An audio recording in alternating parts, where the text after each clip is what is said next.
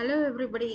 இன்னைக்கு Fundamentals of Electric Circuits by Alexander and Sedicus 5th editionல இருந்து first chapterல problem number 1.32 solve பண்ண போறோம். என்ன question? The telephone wire has a current of 20 microamps flowing through it. How long does it take for a charge of 15 coulombs to pass through the wire? இதான் question நமக்கு. So இதுல இருந்து என்ன தெரியுது அப்படின்னு நம்ம பார்த்தோம்னா என்ன டேட்டா கொடுத்திருக்காங்கன்னு நம்ம பார்க்கணும். So இதுல current of 20 microamps அப்போ I equal to 20 microamps எழுதிக்கிறோம். அப்புறம் for a charge of 15 coulomb to pass அதனால Q chargeனா Q equal to 15 C coulombs அப்படின்ட்டு எழுதிக்கிறோம். என்ன question? How long does it take? How long நோன்னு length நினைச்சுக்க கூடாது, எவ்வளவு தூரம் கிடையாது, எவ்வளவு டைம் ஆகும் அப்படின்னு கொடுத்துருக்காங்க. அந்த வயரை பாஸ் பண்ணி போகிறதுக்கு அந்த சார்ஜுக்கு எவ்வளவு டைம் ஆகும், அதுதான் வந்து இந்த question. Okay, so T is equal to what? இதுதான் நம்மளுடைய கொஸ்டின். இதுக்கு ரிலேட்டட் ஃபார்முலாஸ் என்ன அப்படிங்கிறத நம்ம வந்து கொண்டு வரணும். சரியா? அந்த ஃபார்முலாஸை ஐடென்டிஃபை பண்ணி அதை நம்ம நோட் பண்ணிக்கணும்.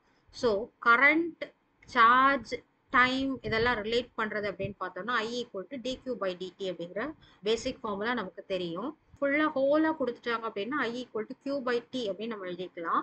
இதுல இருந்து டீக்கு தான் நம்ம கால்குலேட் பண்ணணும். டீக்கு கால்குலேட் பண்ணணுங்கிறதுக்காக q by i அப்படின்னு நம்ம எழுதிக்கலாம் இல்லையா? இப்போ சொல்யூஷன் கண்டுபிடிக்க போறோம். நம்ம ஃபார்முலா இந்த ஃபார்முலா யூஸ் பண்ண போறோம். t equal to q by i.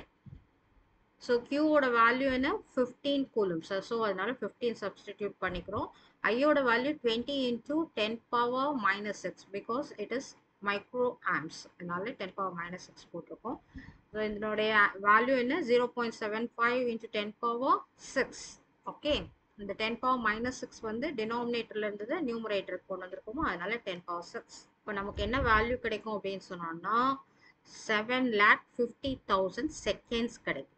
Okay, இது செகண்ட்ஸ்ல ஆன்சர் வந்திருக்குது. அவருக்கு மாற்றணும் அப்படின்னு சொன்னோம்னா டிவைடட் பை 60 into 60 பிகாஸ் நமக்கு வந்து 1 hour consist of 60 minutes and 1 minute consist of 60 seconds. அதனால 60 into 60 ஆல டிவைட் பண்ணிட்டோம் அப்படின்னு சொன்னோம்னா நமக்கு ஆன்சர் கிடைக்கும். ஆன்சர் என்ன அப்படின்னா 208.33 hours. ஓகே, இதுதான் நமக்குரிய ஆன்சர்.